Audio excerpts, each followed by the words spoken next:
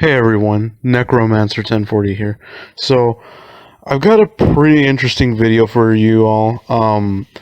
This is not going to be one of the typical discussion videos I normally have for you, but this is going to kind of involve more of my personal experience with this card mechanic. You'll get to see what I mean. But basically, we're going to talk about the evolution of the extra deck, and we're going to talk about fusion monsters and how they basically had their role in this evolution of the extra deck that we see today with link monsters, on how it kind of changed from just solely playing from fusions. And I'll make a series of videos for each kind of extra deck mechanic, just showing like how they had their place in, I guess, almost in history of Yu-Gi-Oh. Yeah, so let's get into it.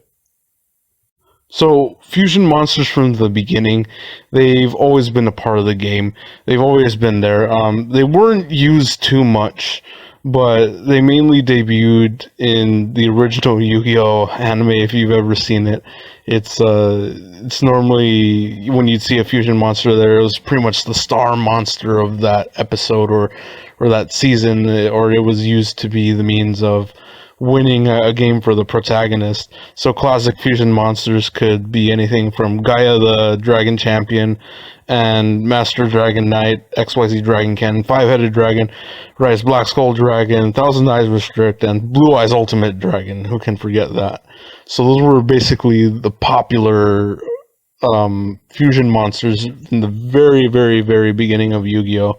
That mainly popped up to the forefront. However, although I just listed a bunch of fusion monsters, there were a few that were commonly used. And what I mean by commonly used is out of the fusion monsters, those were the ones that were used the most. But that doesn't mean that fusion monsters were used a lot in general. In fact, fusion monsters didn't really gain their place until later on. But a few of the commonly used fusion monsters I've kind of already listed, but it's like Thousand Eyes Restrict and Blue Eyes Ultimate Dragon. I remember everyone trying to get out Blue Eyes Ultimate Dragon. They try to get the three Blue Eyes onto the field, or try to get a Blue Eyes monster onto the hand. I even remember a couple of my classmates in the schoolyard trying to do that. And although it was tough to get out, but they still managed to do it, and it was always great to see it. So those were one of the fondest memories I had back then, just experiencing the fusion mechanic. It was always satisfying to see that to see that as a kid, because you're just saying, "Oh man, I actually performed that fusion summon that the protagonist or one of the main characters in the show did," and that really got you all fired up for the duel, and you felt like really proud of yourself, like you really accomplished something. Or a lot of people would summon Red Eyes Black Skull Dragon. That was another favorite. I know Summon Skull and Red Eyes Black Dragon, they were two very huge fan favorites, especially Red Eyes Black Dragon. So when we got the new fusion monster, Red Eyes Black Skull Dragon, everyone was trying to fusion summon that monster out like no one's business. So those were a few of the fusion monsters, how they were back then, and kind of my experience with them basically as a kid. But we'll get into how basically they found almost their place in the extra deck and in Yu-Gi-Oh! In general. Fusion monsters became widely used in the extra deck mainly when the events in Yu-Gi-Oh! GX came up. So around when Yu-Gi-Oh! GX was launched, fusion monsters, that's really when you could say they started really picking up in terms of success. And where they mainly found success was in Elemental Heroes and Cyber Dragons, but mainly Elemental Heroes. I know the argument can be made for Cyber Dragons too, but really Elemental Heroes is what put them on the forefront. But we can start with Cyber Dragons just to contrast. So basically, Cyber and Dragon, that was basically the go-to fusion monster for GX. In terms of the early days when we got new fusion support for GX, everyone was basically saying it's the spiritual successor to Blue Eyes Ultimate Dragon, and it's basically the machine version of Blue Eyes Ultimate Dragon, which in a lot of respects you can say, because they have three heads and it looks an awful lot like Blue Eyes White Dragon, just robotic. So I remember that being a fan favorite. But basically, Cyber End Dragon was used in a more mechanical sense in the Yu-Gi-Oh format. It was basically used to KO your opponent because it had not only had 4,000 attack points, so you can just deal a lot of damage, and that point in Yu-Gi-Oh, 4,000 points really did mean a lot. And on top of that, not only did it deal a bunch of damage and it had a bunch of attack points, it dealt piercing damage. Back then we didn't call it piercing damage, it's just you were dealt the difference between its attack and the defending monster's defense. But that was basically the gist of it. This card could really just KO your opponent, even though if your opponent was playing a very defensive strategy. You just hit into a monster and just basically you'd watch your opponent's life points plummet at that point. And so Cyber Dragon was one of the first fan favorites, and I guess Cyber Twin Dragon you could say also, because it could do the double attack, and it was kind of easier to summon out than Cyber End Dragon, because you just need 2 Cyber Dragon monsters, as opposed to the 3 for Cyber End Dragon.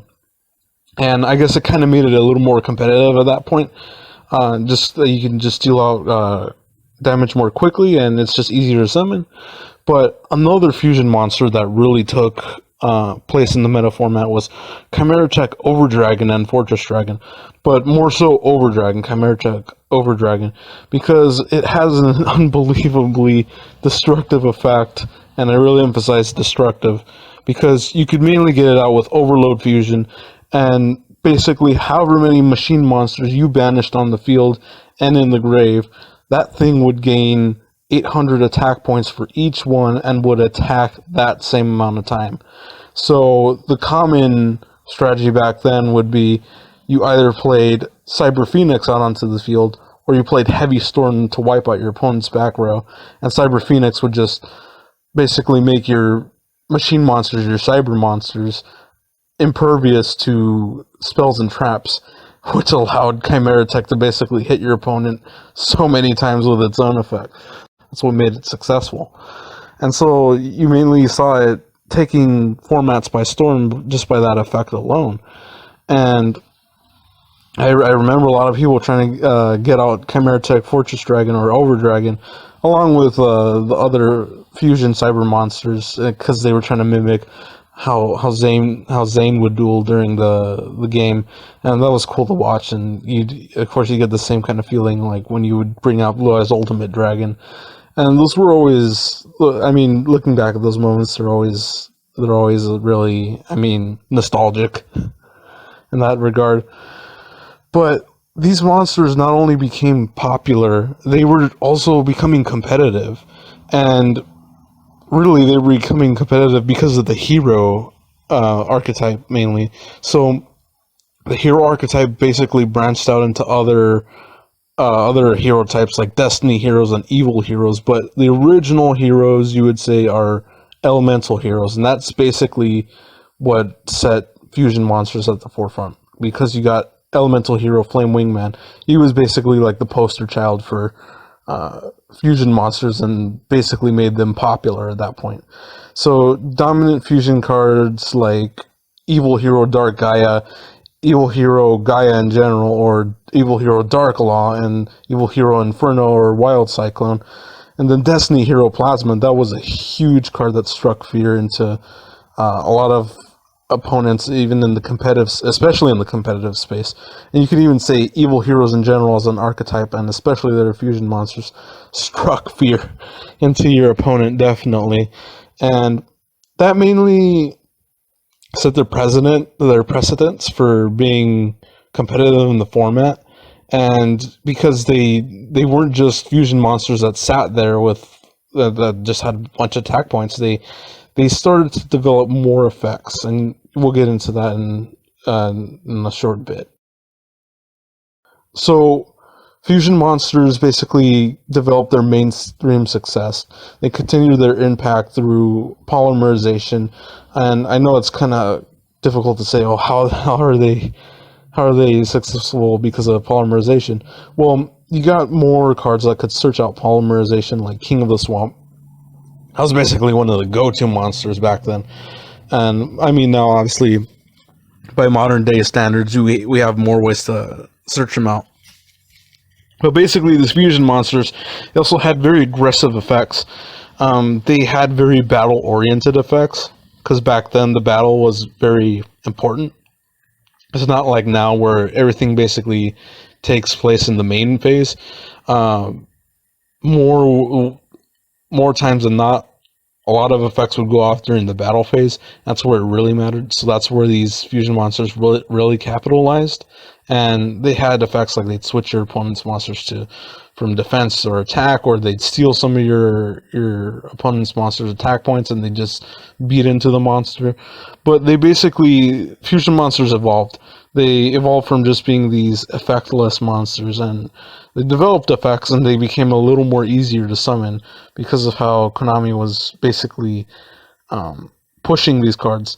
And although heroes were basically the first huge step for fusions, fusion monsters really maintained their success through, I guess you could say, gladiator beasts. I mean, that kind of sounds, the way I said it sounds very uncertain, but that's really you could say without a doubt, gladiator beasts really did keep fusion monsters very relevant. I remember back in the day, even dueling against my friends, there was this one friend of mine. He had such a destructive gladiator beast deck that no one in our circle of friends would want to duel him, because they said, "Look, I'll duel you with just if you use any other deck, just don't use the gladiator beast deck. I just don't want to contend with that deck." That's how crazy destructive gladiator beasts were. They used the gladiator beast, the quarry effect, and they just bounce up a couple things into their deck, and then they destroy something on your field, and they'd get an easy fusion monster onto the board. And mainly the way they did that was because gladiator beasts could contact fuse. They could contact fuse, and that was really one of the first applications we could see of contact fusions. I guess the very first instance of it would be in XYZ Dragon Cannon, but not really, you could say. But really in Gladiator Beasts, that's when contact fusion became a thing. That's when it became popular. Because if you don't know Gladiator Beasts, they basically, you can summon a fusion monster from your extra deck onto the field if you shuffle a couple of basically Gladiator Beast effect monsters, or just any Gladiator Beasts monsters from your field into your own deck. And at the end phase, they would come back. You'd have to send back your fusion monster, but you'd get those two effect monsters, which they would get to use their effects again because they were not hard once per turns. So that's really how fusion monsters really cemented their presence in the meta, because they were not only fast and easy summons, really, because of their new contact fusion effects. They had these very destructive effects where they destroy something on the field, or they bounce something on the field, or they basically manipulated one of your opponent's monsters on the field to do something that would disbenefit your opponent. And that's really how fusions kind of not only maintained their presence, but they really excelled at it. And so this contact fusion really hastened fusion monster summon, and basically solidified fusion monsters as a very successful mechanic, albeit they had a very slow start in the beginning of Yu-Gi-Oh!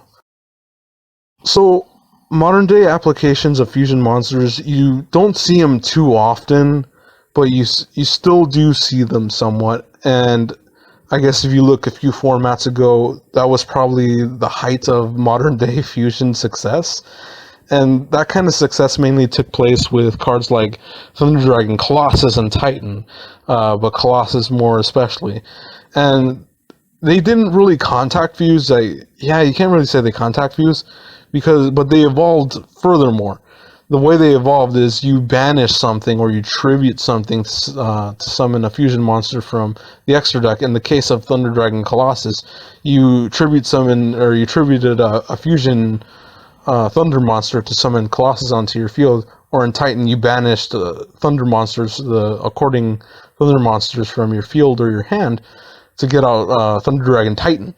And these monsters hit the field and they had very menacing effects. Titan destroyed a bunch of effects in very quick succession. It was a quick play effect. So even when your opponent was activating their effects, Titan could chain in response to that.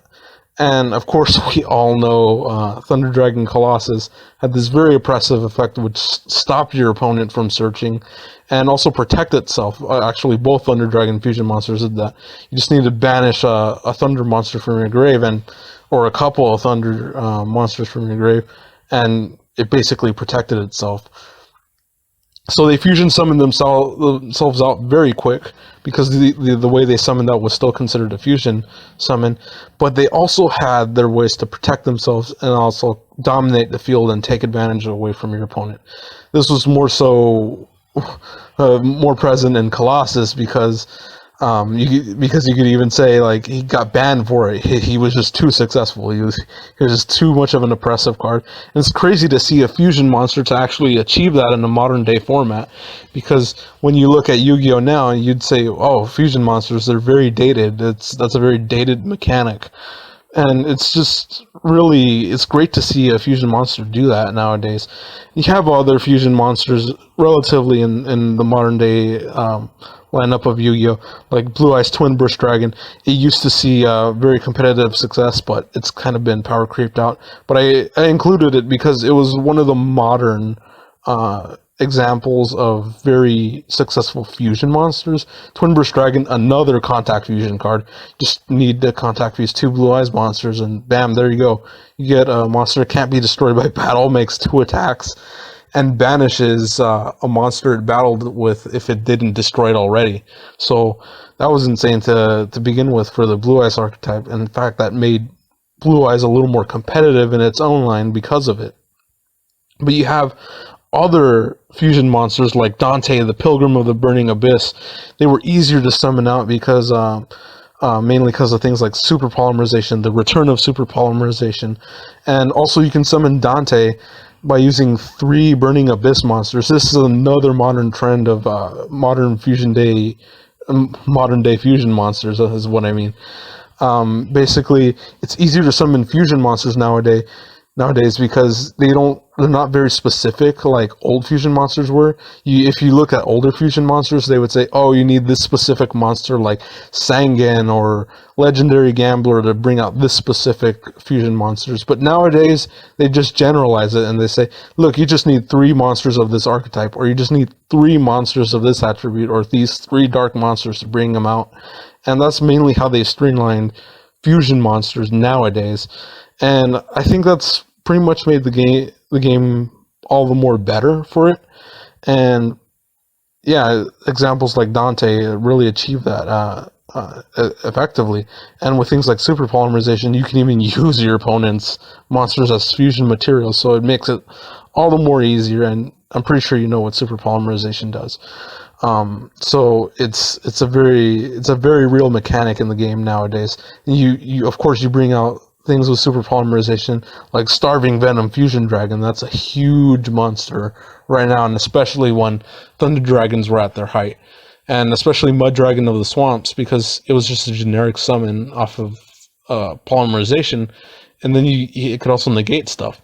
So you can really see that fusion monsters are still somewhat kind of kicking in a modern day format, but fusion monsters have kind of remained pretty much intact or relevant. At least you could very least say popular, because of stuff like Shadal Construct.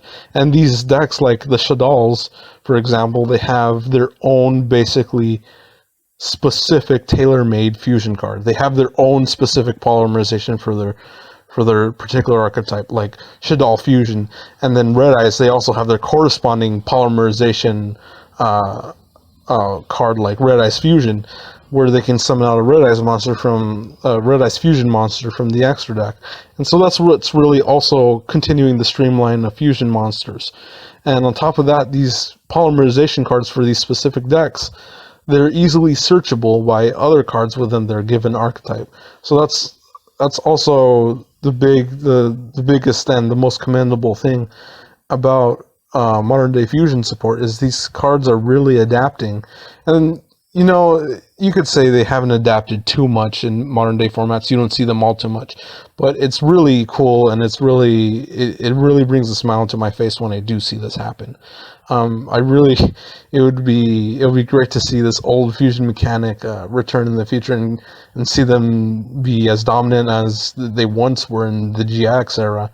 And yeah, it would just be absolutely uh, warming just to see that again.